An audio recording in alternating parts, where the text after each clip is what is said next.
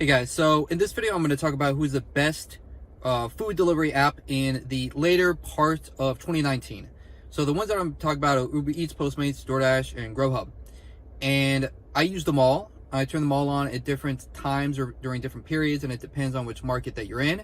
DoorDash and Grubhub are the two main market leaders, and they both recently changed their payout models. DoorDash got significantly better. So because of the fact that they were doing something that's essentially illegal, which is subsidizing customer tips in order to pay out drivers. So pretty much all the offers that you would get would be in a range between $5 to maybe $7 or $8. And then the DoorDash payout would just be like $1. Well, now I'm seeing a lot more of $9 to $15 payouts, which is really good. I'll get a fair amount of like add-on to routes that pay good, so I'll get like an $8 order and then a $9 add-on. Now, contrast that with Grubhub. So Grubhub has really kind of shrinked what they're doing. So they used to be, even when they were doing add-ons to routes, so where you would have to go do multiple pickups, multiple drop-offs, at least they would kind of pay you fairly. Now, not so much. So not only did they change their model to be based off of the amount of miles that you're driving and a very small or fixed amount plus a customer tip. So before, it used to be just a base pay, which would be like usually around $4 plus customer tip. So they changed that. So now if you're going somewhere where the distance is shorter, they are only paying you sometimes like $2.50, right? And then you have a customer tip of $2. So what has happened is, I feel like a lot of the Grubhub drivers, and this is just particular to my area, which is the LA Orange County area, have started using other apps a little bit more. So I've seen the ability to be able to schedule as a quote pro driver, which means that you're accepting 85% of your orders or more. And before, you had to be a quote premier driver, meaning that you were scheduling that you were accepting 95% of the orders. And because of that, then you were going to get first access to the blocks. And with first access, then you could schedule yourself, whatever shifts that you wanted, and make okay money, $20 an hour, not having to drive too much. But now they're squeezing and squeezing, and I know that their share values dropped significantly. So I mean, companies got to do what they got to do. I know that there's a lot of griping, and I live in California, so we have the new HB 5 law that's going into effect whenever it does, but the companies have to make money, and most of them are burning money. Obviously Uber's burning tons of money. Postmates is probably, DoorDash is said to be profitable. I don't know. Same thing with Grubhub. I don't know how much.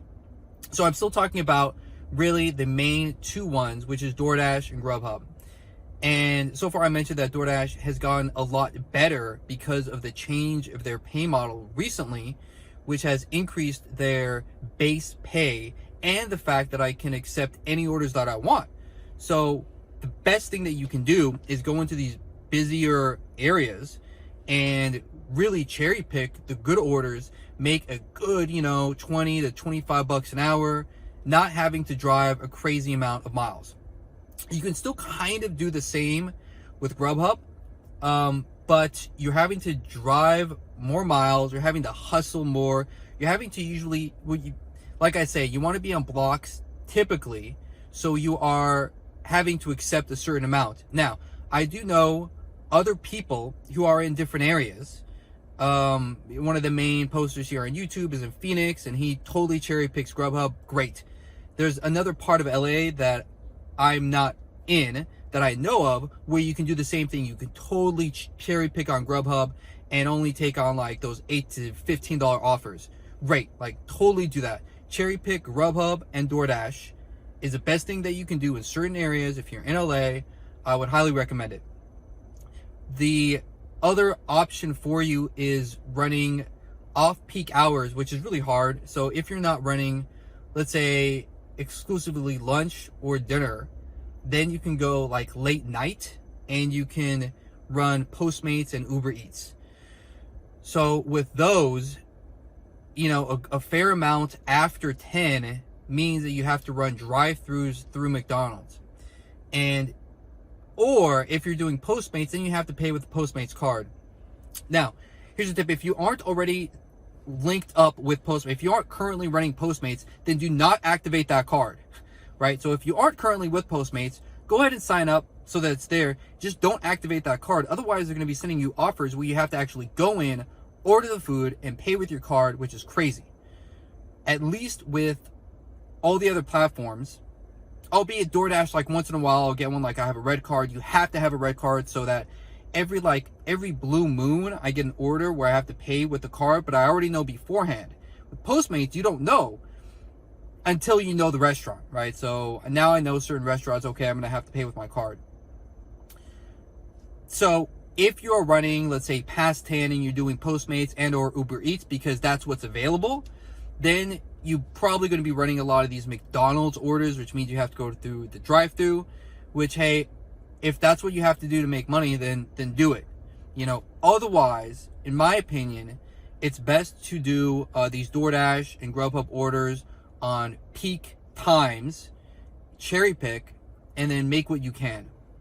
I'm lucky enough that I got in with Grubhub about 8 or 9 months ago, and I was able to get into their catering division. So now I'm able to do these lunchtime catering orders, and these are good. You know, these, like, every order's usually pretty good. Every once in a while you have to run these like individual item runs, but these are, you know, catering orders for businesses so that you're getting paid pretty fair amount.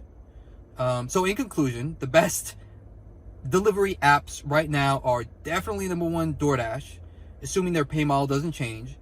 And then number 2, Grubhub, when DoorDash is a little bit slower, if you can get on blocks. And then again, also if you're like super hustling, you can get blocks for the off-peak hours so that you'll keep on getting orders. Because if you're on block, then you're going to have super priority to get any orders that are coming in. And then they're also going to be paying you an hourly if you're not making that hourly. And then 3rd and 4th are definitely Postmates and Uber Eats, which I recommend to go ahead and turn on during those off-peak hours if you want to get, you know, additional orders.